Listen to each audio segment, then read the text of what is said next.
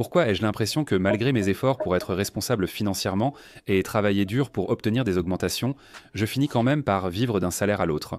C'est la réalité pour 78% des Américains qui vivent d'un salaire à l'autre. Cela inclut 47% de ceux qui gagnent plus de 100 000 dollars par an. Les gens accusent de nombreuses de choses, dont notamment le gouvernement, l'inflation élevée et votre employeur GREE. Je crois toujours qu'il est possible de se constituer un patrimoine en Amérique en évitant de faire comme la majorité des gens. Voici 12 habitudes financières courantes de la classe moyenne qui, si vous les arrêtez, amélioreront radicalement vos finances. Les paiements de voiture sont un fardeau financier que beaucoup de gens vivant d'un salaire à l'autre ne considèrent pas comme un problème. Il est vraiment difficile d'économiser assez d'argent pour payer une voiture comptant, et donc, surtout si vous pouvez obtenir de bonnes conditions de prêt. Beaucoup de gens pensent que c'est normal, vous savez, d'avoir un paiement de voiture pratiquement indéfiniment. En 2024, le paiement moyen d'une voiture était de 532 dollars, soit environ 14% du salaire net moyen. Prenez un moment pour imaginer comment vos finances pourraient évoluer dans un an, 5 ans ou 10 ans. Si vous investissiez 500 dollars par mois dans votre avenir, dans la bourse, dans n'importe quoi. À la place, ce que je fais personnellement et ce que je recommande, c'est, vous savez, de vivre de façon extrêmement frugale. Pour économiser assez d'argent et payer comptant une voiture très abordable. Ma première voiture était une Honda Civic à 3 000 dollars. Ma deuxième voiture était une Honda CR-V à 11 000 dollars. Ces deux voitures m'ont permis de me déplacer sans paiement mensuel. Elles étaient fiables, abordables et faciles à entretenir. Honnêtement, si j'avais acheté une voiture neuve au début, je n'aurais pas la liberté financière que j'ai aujourd'hui. Cela changera radicalement votre avenir financier. Dépensez plus que ce que vous gagnez. Cela semble relever du bon sens jusqu'à ce que vous regardiez certaines statistiques. En moyenne, les ménages ont près de 8 000 dollars de dettes de carte de crédit. Je ne suis pas contre les cartes de crédit, mais il faut être prudent. J'en ai quelques-unes. Grâce à elles, ma famille et moi avons obtenu des vols gratuits pour l'Europe. Elles sont excellentes si bien utilisées.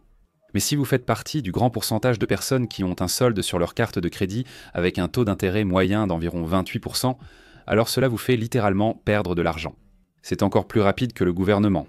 Près de 80% des Américains vivent au jour le jour, mais il est très improbable que 78% d'entre eux gagnent exactement ce qu'ils dépensent chaque mois. À un moment donné, vous devez suivre mon exemple et prendre des mesures drastiques, en décidant que certaines choses sont superflues. Distinguer entre besoins et envie pour mieux gérer vos finances et réduire considérablement ce facteur de stress dans votre vie. Si vous devez aller à l'extrême, établissez un budget et utilisez le système d'enveloppe en espèces si nécessaire. J'expérimente actuellement les enveloppes numériques de l'entreprise Cube. Ce n'est pas un sponsor, mais je laisserai un lien ci-dessous. C'est une super idée pour m'aider à rester dans mon budget. Parce qu'aujourd'hui, il est tellement facile de trop dépenser et de dépenser égoïstement. Malheureusement, c'est une habitude courante que j'avais moi-même avant. Et l'Américain moyen ne donne qu'environ 2 à 3% de son argent à la philanthropie. Et seulement environ la moitié des Américains donnent quoi que ce soit. Je ne pense pas que ce soit parce que les Américains sont fondamentalement égoïstes. La plupart des gens ont l'impression de vivre au jour le jour et qu'ils n'ont rien en plus. J'avais le même état d'esprit avant. Mais il y a environ 5 ans, j'ai commencé à donner au moins 10% de mes revenus, même quand je gagnais peu. J'intègre cela dans mon budget comme une dépense fixe avant toute chose. Je donne 10% de mes revenus. Personnellement, j'ai lié cela à des personnes que je connais personnellement et qui sont dans le besoin. Quand j'ai commencé à faire ça, j'ai eu un déclic dans mon état d'esprit en réalisant à quel point je suis chanceux. Je ne devrais pas seulement dépenser pour moi-même, mais plutôt essayer de redonner aux autres.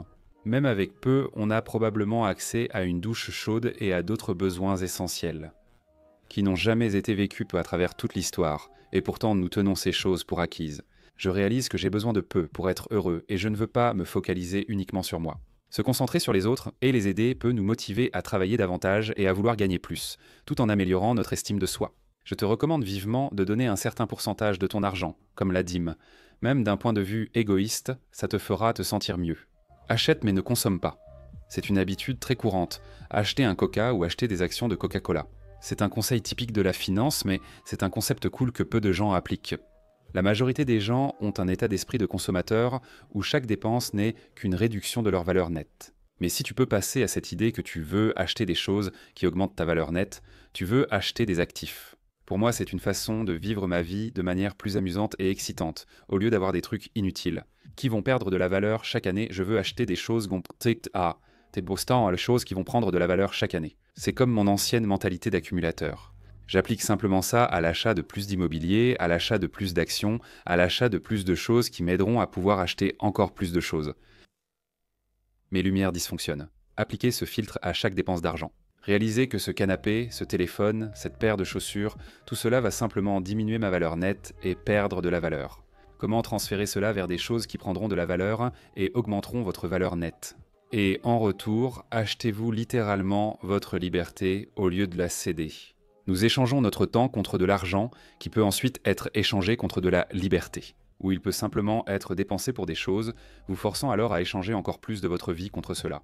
Donc littéralement, en fait, vous donnez votre vie à ces entreprises au lieu d'en racheter une partie. Et il y a tellement d'options quand il s'agit d'acheter des actifs. De nombreux individus fortunés investissent dans l'immobilier, le capital investissement ou même des actifs de luxe tels que l'art. Ce qui est génial, c'est que même si nous ne gagnons pas des millions de dollars, nous pouvons intégrer l'achat d'actifs diversifiés à notre parcours personnel. Boire de l'alcool, je sais que ce sujet va probablement susciter des réactions, mais cela ne concerne pas uniquement la consommation d'alcool. Quand je buvais plus, le lendemain matin, je me sentais lent, démotivé, en phase de récupération. Même en buvant seulement 1 ou 2 verres, les inconvénients surpassaient nettement les avantages. J'étais moins productif et motivé. Et c'est aussi cher, surtout si tu bois à l'extérieur. Je ne pense pas qu'il y ait de mal à boire quelques verres de temps en temps. Mais si tu es stressé par tes finances, si tu n'es pas là où tu voudrais être et que tu cherches différentes échappatoires, que ce soit l'alcool, les réseaux sociaux, la drogue, les séries télé, toutes ces choses qu'on utilise pour fuir le moment présent, si tu cherches ça au lieu d'affronter tes vrais problèmes, revenus insuffisants, dépenses excessives et mauvais contrôle de tes impulsions. Quel que soit ton problème, prendre tes responsabilités au lieu de t'en cacher peut vraiment tout changer. Je me rends compte que ce n'est pas le cas de tout le monde qui boit ou autre, mais très souvent on a une habitude qu'on utilise au lieu d'affronter réellement nos problèmes. En s'attaquant à ce problème, on peut utiliser ce temps et cette énergie mentale pour améliorer nos finances au lieu de nuire à notre vie.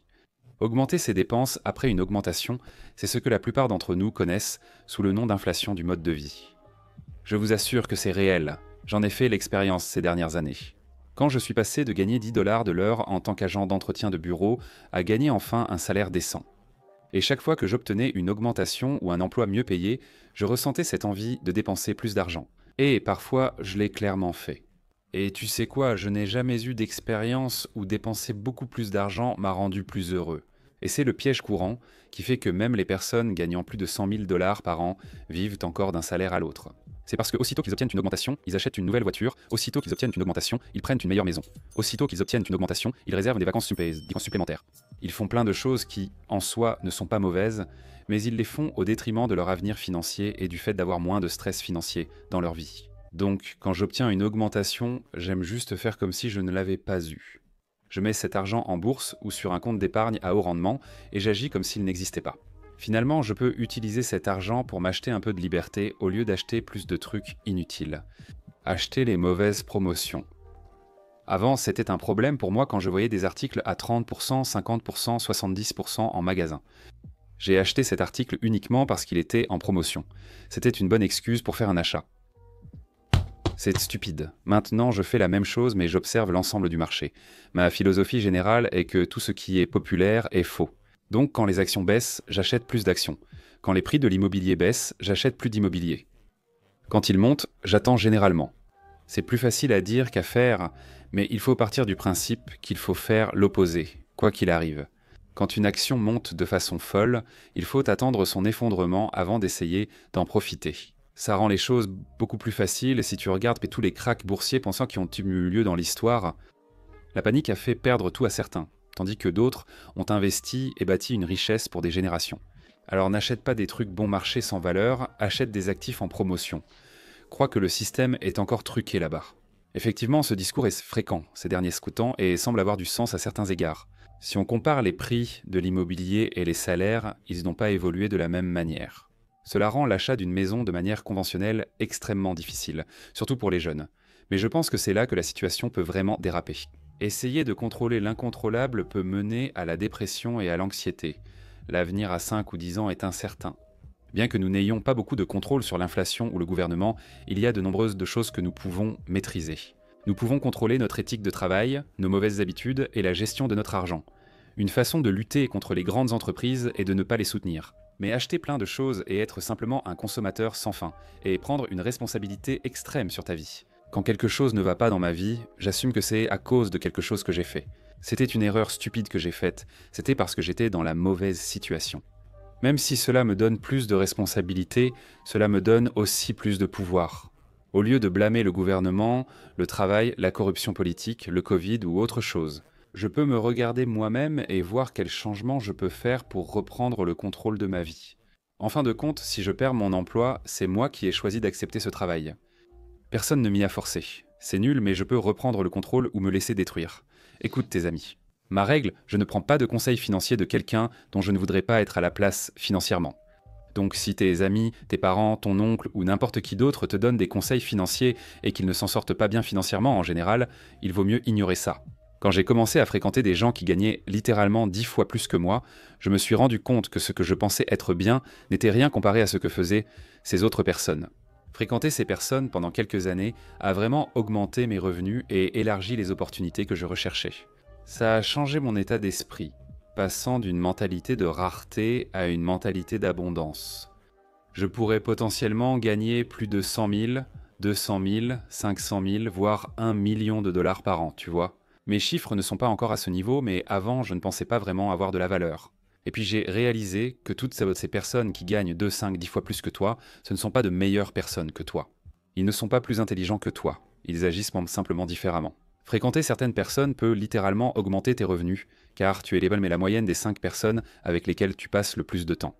Si tu fréquentes des personnes non motivées et qui n'essayent même pas de s'améliorer, il t'arrivera la même chose. Côtoyer des gens enthousiastes qui cherchent à améliorer le monde, leurs finances et atteindre la liberté financière te donnera envie de les rejoindre. Choisis bien tes amis et les personnes que tu écoutes. J'en parle d'ailleurs dans ma newsletter accessible via le lien ci-dessous si vous ne l'avez pas encore consulté. C'est gratuit. Je partage des réflexions et idées que j'ai apprises, comme dans ces vidéos.